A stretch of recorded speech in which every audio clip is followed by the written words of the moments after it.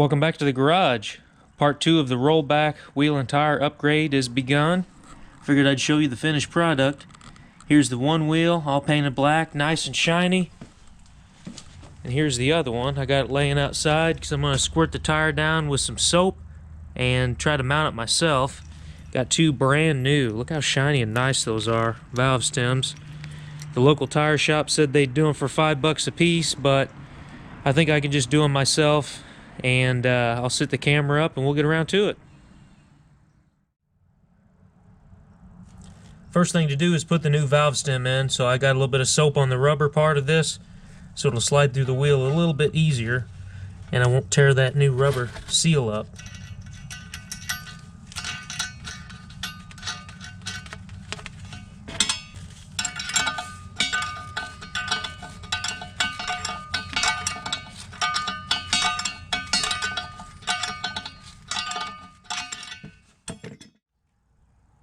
Okay, so the guy at the local tire shop said just squirt some soap on the lip of the tire to put it on the wheel. So we're going to try that ourselves and hopefully it's not too hard.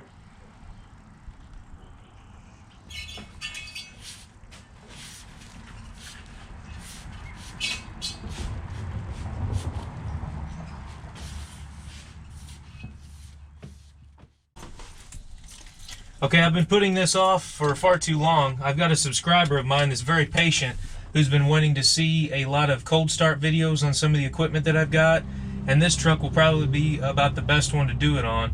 It's about 45 degrees, but one thing about this truck is there's no glow plugs, there's no block heater, anything like that. So if the weather's not nice enough, the thing really won't start. So I got a camera set up out there and I got my GoPro in here, so hopefully I'll show the footage on this thing if it'll start or not. So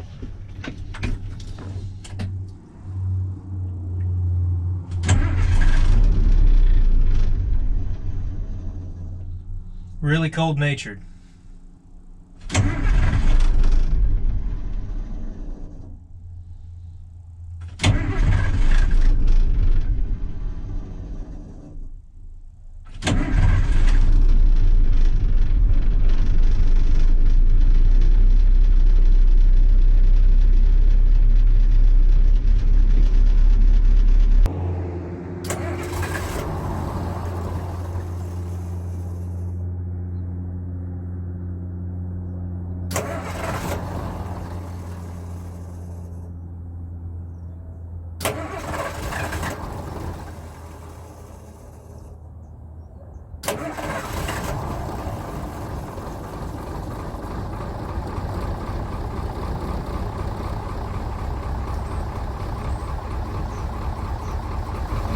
How dare you! Entire ecosystems are collapsing.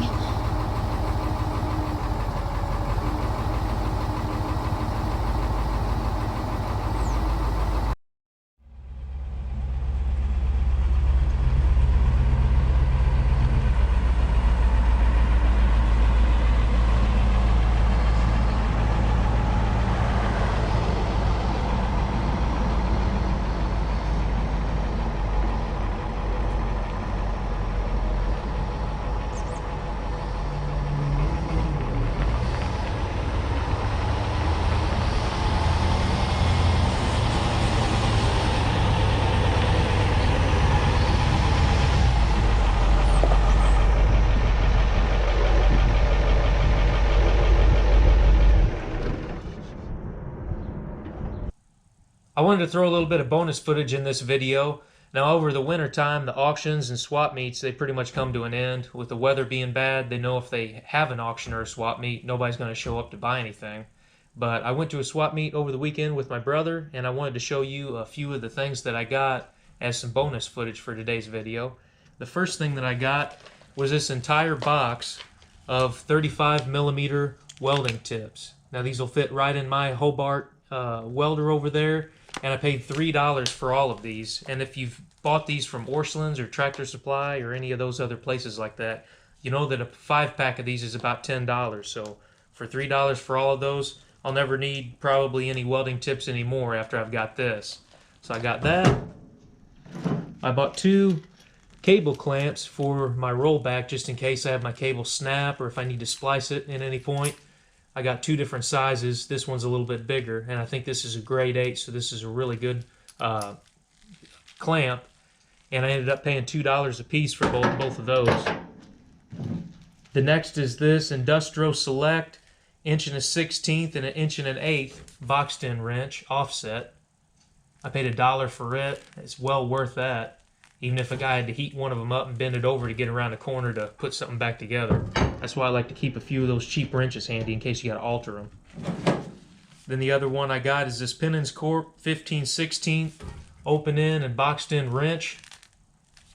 I believe that I paid $3 for it. And the next thing is a 10-pack of these flap discs. They're 40 grit. The company that makes them is called Blackstone. I know that I bought these before from the way they fit onto the grinder. It has kind of a little spiral design. I've never seen these for sale in stores. I imagine this is some kind of like a Harbor Freight or a Blackhawk Tool knockoff, what you can buy. But a 10-pack of these I paid $20 for.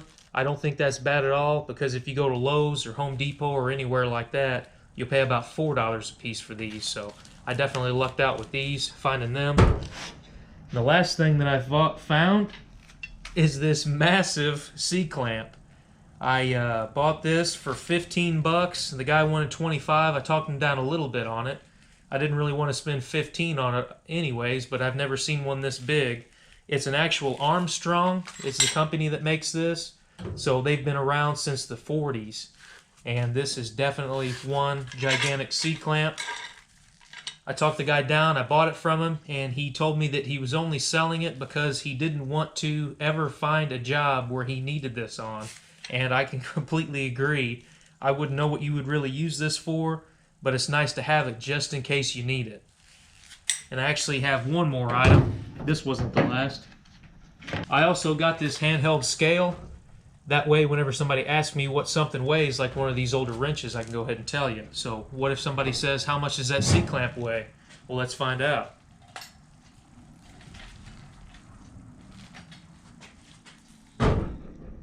This C-clamp weighs 7 pounds. So that's a big, hefty C-clamp.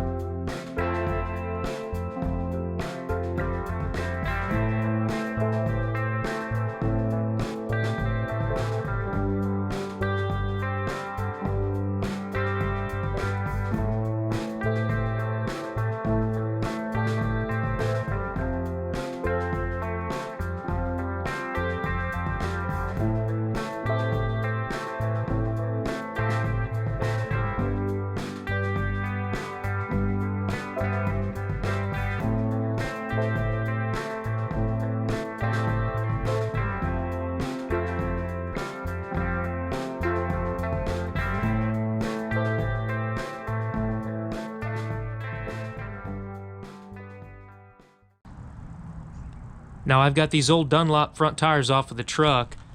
They never did leak air. They done me really well for the time being, but I wanted to try to take these off and show you. Yeah, you can kind of pick it up on the GoPro. They're starting to crack. This one's not too bad.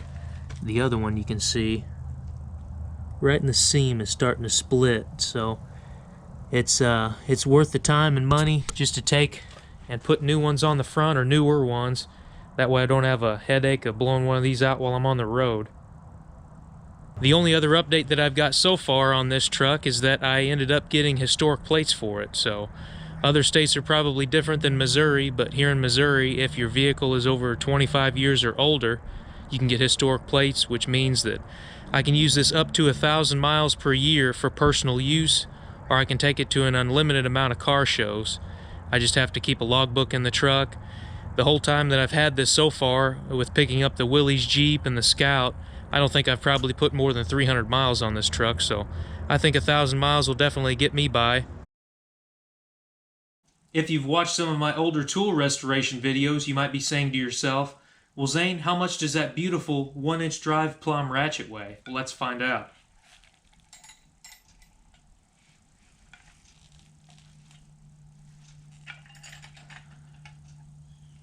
Right at about 11 pounds. Thanks for taking the time out of your day to watch my video. I really appreciate it. If you would also check out my buddies at Central Oregon Shenanigans and the Fox Shop.